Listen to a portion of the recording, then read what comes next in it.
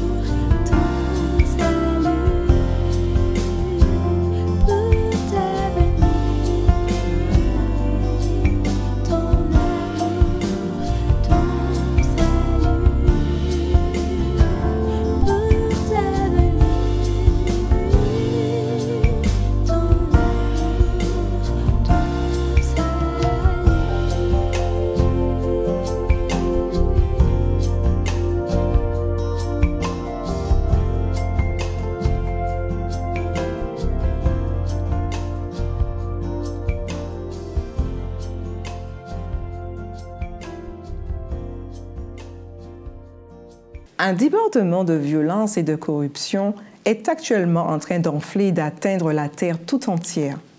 Toute la société semble partir à la dérive vers un état de normalisme où le mal sera appelé bien et le bien appelé mal. Il ne peut logiquement que s'ensuivre une condition d'anarchie terrible qui amène toujours un état pire encore de dictature et d'esclavage. Sylvie, figure-toi que tout cet ensemble de faits inquiétants conduit bien des personnes à réfléchir et à s'interroger. Où allons-nous? Où va le monde?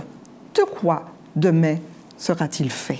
C'est vrai, j'ai noté que l'influence de la morale christianisée, la reconnaissance implicite par tous de cette morale comme mesure du bien et du mal, et tout ce qui jusqu'alors paraissait un rempart contre la méchanceté naturelle du cœur de l'homme sombre dans un déclin vertigineux. C'est alors que certains se souviennent avoir entendu dire qu'un ancien livre, encore d'actualité et plus que jamais répandu, contenait l'annonce d'événements à venir appelés prophéties. Nous devons admettre que l'homme chemine en aveugle sur cette terre, puisqu'il ne peut voir l'avenir. À cet effet, prenons pour support ce qu'annonce l'apôtre Pierre dans sa seconde épître au chapitre 1, verset 19. Nous avons la parole prophétique à laquelle vous faites bien d'être attentifs, comme à une lampe qui brille dans un lieu obscur jusqu'à ce que le jour ait commencé à luire. C'est donc à ce titre que nous pouvons déclarer que seule l'Écriture peut porter à l'homme une réponse aux questions. Psaume 40. Au chef des chantres, de David, psaume. J'avais mis en l'Éternel mon espérance, et il s'est incliné vers moi. Il a écouté mes cris. Il m'a retiré de la fosse de destruction, du fond de la boue, et il a dressé mes pieds sur le roc. Il a affermi mes pas. Il a mis dans ma bouche un cantique nouveau, une louange à notre Dieu. Beaucoup l'ont vu et ont eu de la crainte, et ils se sont confiés en l'Éternel.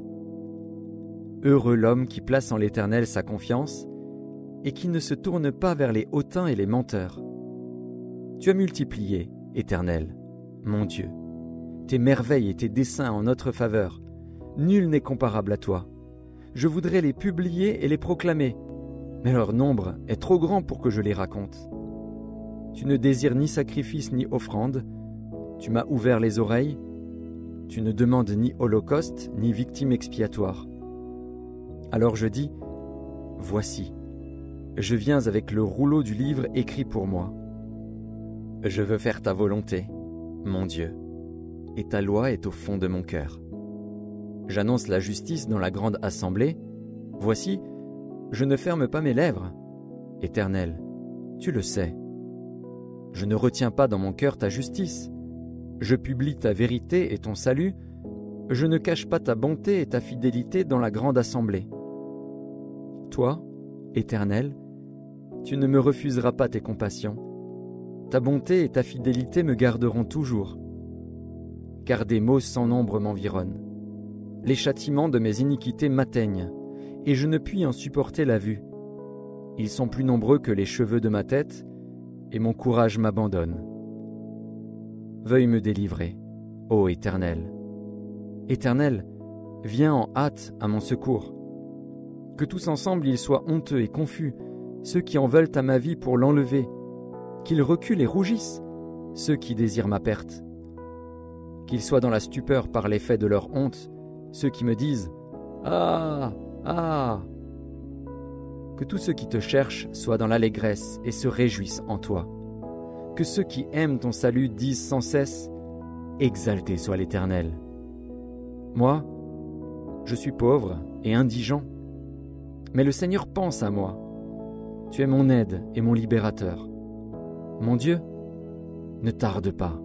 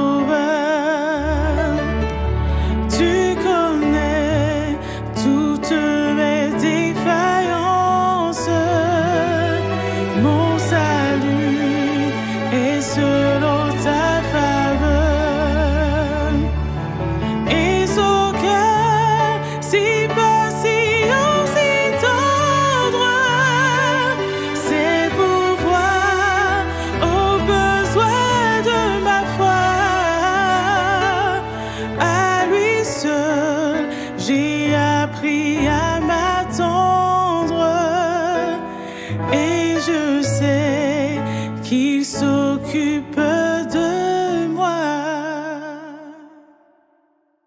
J'ai à ce propos noté que notre société est à fleur de peau et que bien des gens doutent de leur salut. Alors voici ce que dit la Bible dans le livre de 1 Jean, chapitre 5, verset 13. Dieu nous a donné la vie éternelle et cette vie nous est accordée en son Fils. Il nous est précisé au verset 11 et 13 que celui qui a le Fils a cette vie. Je vous ai écrit cela afin que vous sachiez que vous avez la vie éternelle, vous qui croyez au nom du Fils de Dieu. Ainsi, si nous faisons confiance à Christ pour notre salut, et au lieu de dépendre de nos bonnes œuvres, alors nous sommes sauvés. Pour compléter, Jésus annonce dans l'évangile de Jean au chapitre 6, verset 47, « Celui qui croit a la vie éternelle. » C'est la raison pour laquelle je suis heureuse de porter au monde cette excellente nouvelle. Ne doutez pas du salut, afin que vous sachiez que vous avez la vie éternelle. Les doutes surgissent lorsque nous nous fions à nos sentiments plutôt qu'à notre Bible. Les sentiments sont comme le temps, ils changent constamment. Le diable aussi essaiera de nous faire croire que le salut est valable pour les autres, mais pas pour nous.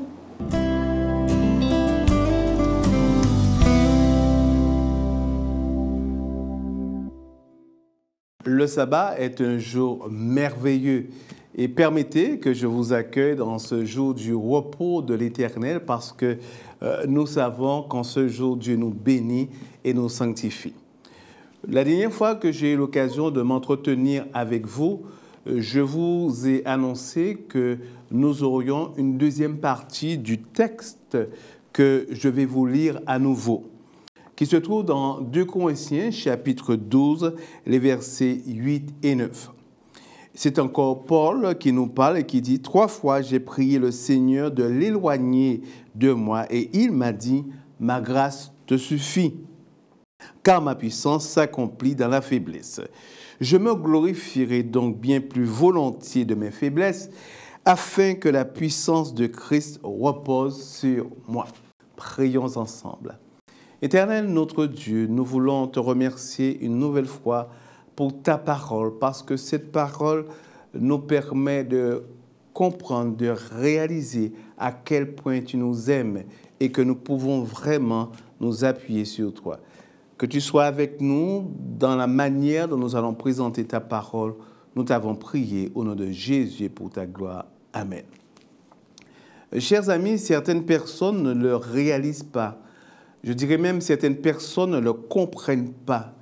Et ils se disent comment est-ce possible que Dieu qui a son serviteur Paul, et Paul qui a cette écharpe dans la chair et qui demande à Dieu de le libérer de cela, et que la réponse de Dieu à son serviteur fidèle, serviteur qui annonce sa parole, serviteur qui a été l'instrument de Dieu pour la guérison de plus d'un, pour la délivrance de plus d'un, chers amis. Comment ce Dieu peut-il faire cette déclaration à Paul et lui dire « Ma grâce te suffit ».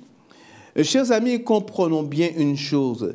La plus belle déclaration que Dieu puisse faire à un homme, c'est de faire allusion à sa grâce et de dire à cet homme, à cette femme, « Ma grâce te suffit ». Parce que, chers amis, sachez une chose, la relation que Dieu a avec nous, avec l'humanité, dans le contexte du salut aujourd'hui, est une relation basée sur la grâce. En d'autres termes, lorsque Dieu nous voit, lorsque Dieu nous regarde, lorsque Dieu nous aime, il nous aime avec grâce. Il s'agit de dire tout simplement que nous ne méritons pas l'attention de Dieu. Nous ne méritons pas ce que Dieu fait pour nous. Nous ne méritons pas comment Dieu agit favorablement en notre faveur. Nous ne méritons pas, chers amis, parce qu'en tant que pécheurs, la seule chose que nous méritons, c'est la mort, la maladie et toutes sortes de mauvaises choses qui pourraient nous atteindre. Mais lorsque Dieu dit à Paul, « Ma grâce te suffit », Dieu est en train de reconnaître que Paul est son fils bien-aimé. Parce que, chers amis, nous sommes fils et filles de Dieu par grâce. Et merci Seigneur. Ce n'est pas en fonction de nos œuvres, ce n'est pas en fonction de ce que nous faisons, mais c'est en fonction de l'amour de Dieu vis-à-vis de nous. Cet amour inconditionnel, cet amour incommensurable, chers amis. Donc, vous et moi, nous devons vraiment comprendre que la déclaration que Dieu fait à Paul en lui disant « Ma grâce te suffit » montre la supériorité et la puissance de la grâce de Dieu. Chers amis, qu'est-ce qui est préférable pour Paul? La guérison ou la grâce de Dieu? Je vous pose la question. Mais, de toute évidence, il s'agit de la grâce de Dieu, parce que c'est par grâce que nous sommes sauvés. C'est par grâce, chers amis, que Dieu nous bénit. C'est par grâce que Dieu nous sanctifie en ce jour de sabbat, chers amis, en ce jour de repos de l'Éternel. La grâce de Dieu m'invite à croire et à accepter les bénédictions qui viennent de Dieu. La grâce de Dieu me conduit dans la sanctification, jour après jour, pas à pas. La grâce de Dieu est tout simplement l'interpellation de Dieu pour que vous et moi, nous puissions nous reposer en lui. Donc, Dieu disait à Paul, oui, je sais.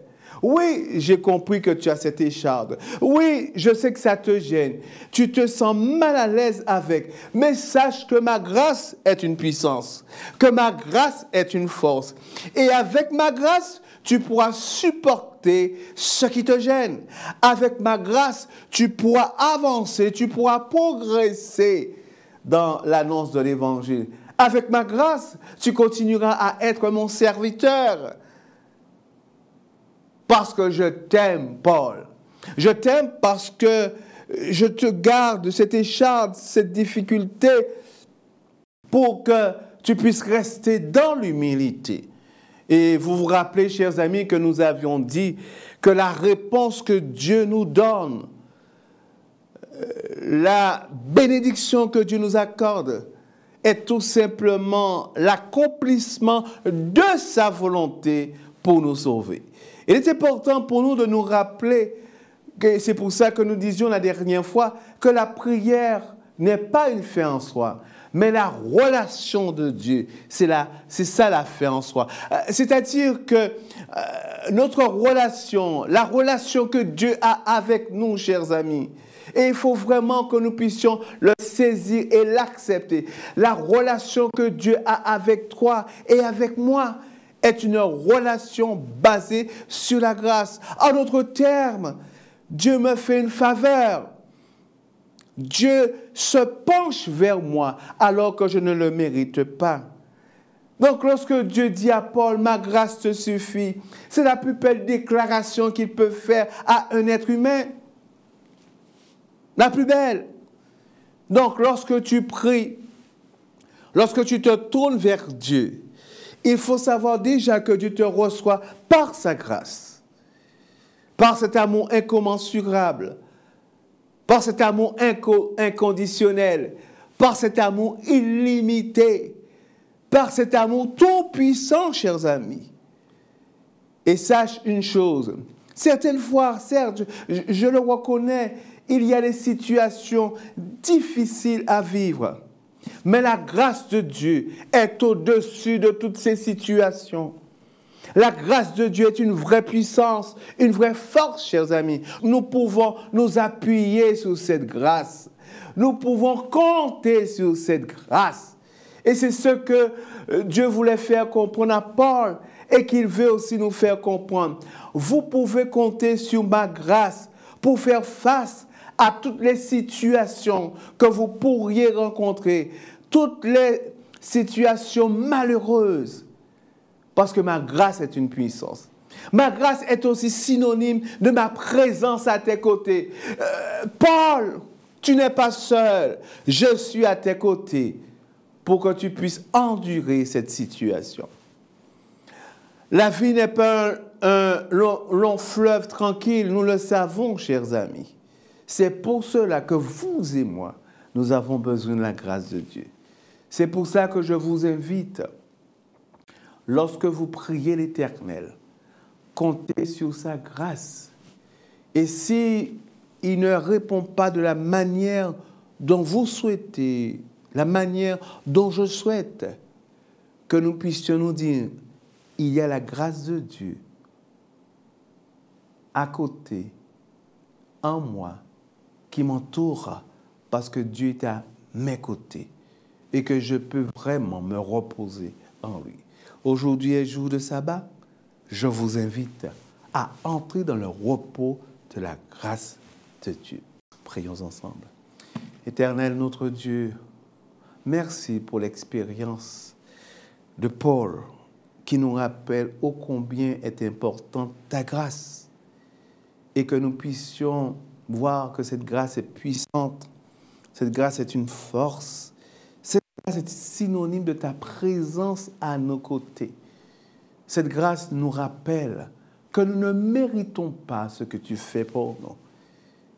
Mais toi, dans ton amour incommensurable et illimité, tu te tournes vers tes enfants, tu agis et tu nous accompagnes et tu nous permets de faire face aux difficultés de la vie.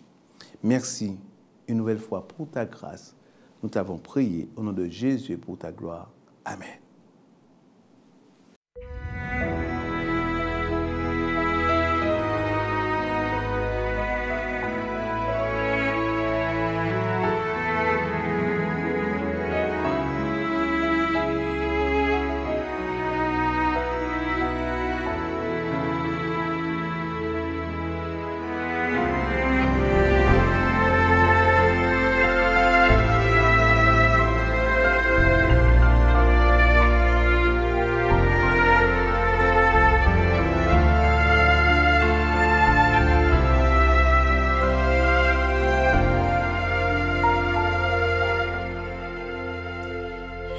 Annonce-moi l'allégresse et la joie et les eaux que tu as brisées se réjouiront. Annonce-moi l'allégresse et la joie et les eaux que tu as brisées se réjouiront. Détourne ton regard de mes péchés, efface toutes mes iniquités.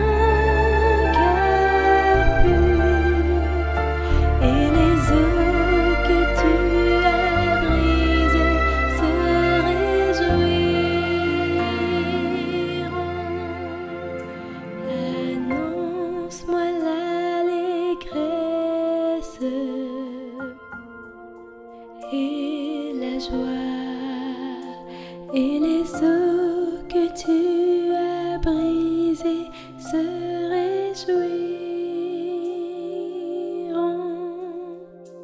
Annonce-moi l'allégresse et la joie et les eaux que tu as brisées se réjouiront.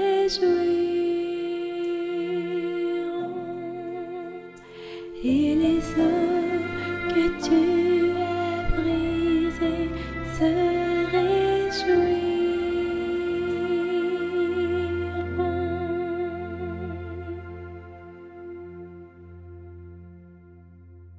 La Bible dit, dans l'évangile de Jean, chapitre 8, au verset 44, que Satan est un menteur.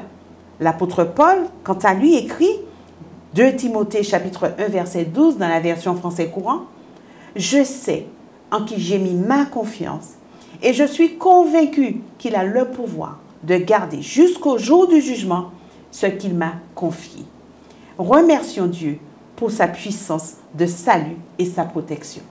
En effet, ce n'est pas nous qui garantissons notre salut, c'est notre Sauveur qui nous garde.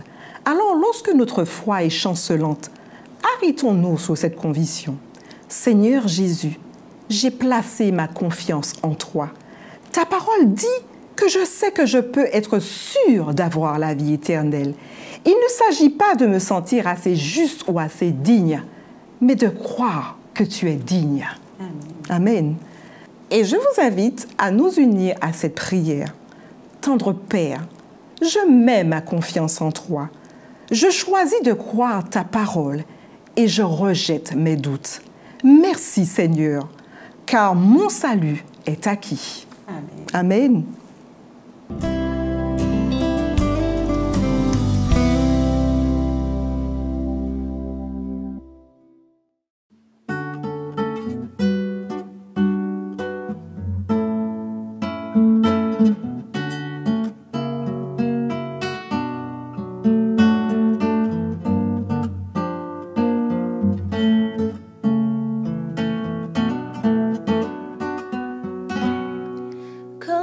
Expliquer et comment décrire un amour si grand, si puissant que rien ne peut le contenir.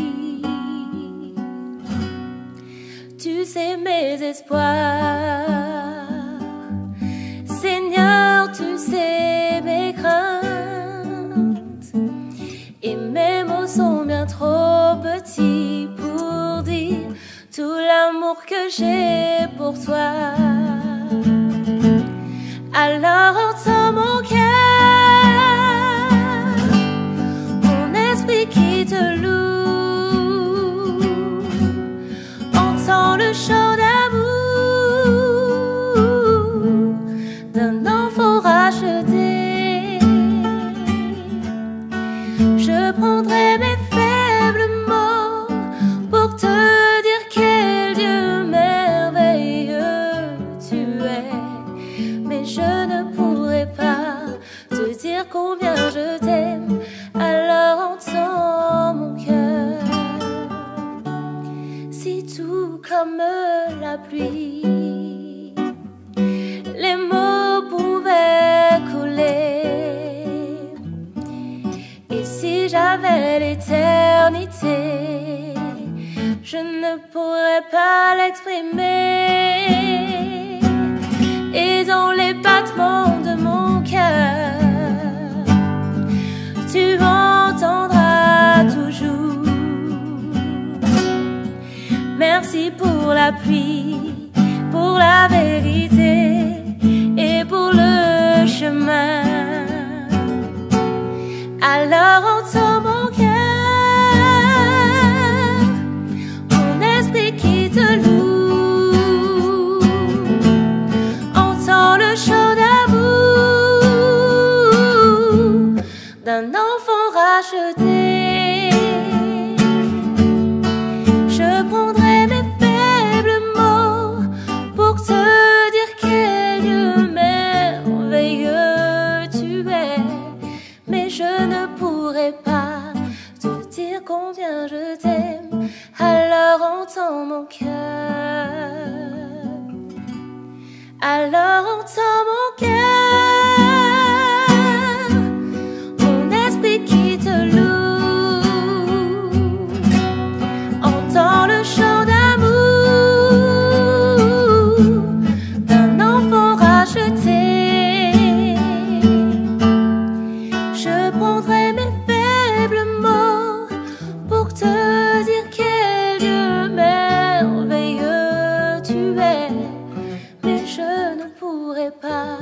te dire combien je t'aime, alors entends mon cœur.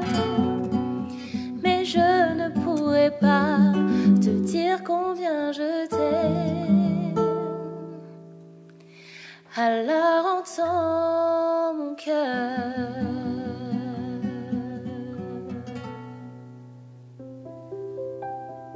Eh bien, chers amis, nous sommes arrivés au terme de notre émission. Ce fut un réel délice de vous avoir à nos côtés. Nous vous donnons d'ores et déjà rendez-vous pour une prochaine rencontre sur cette même chaîne. Si cette émission vous a plu, n'hésitez pas à la liker, la partager et vous abonner. Un excellent sabbat délice à tous.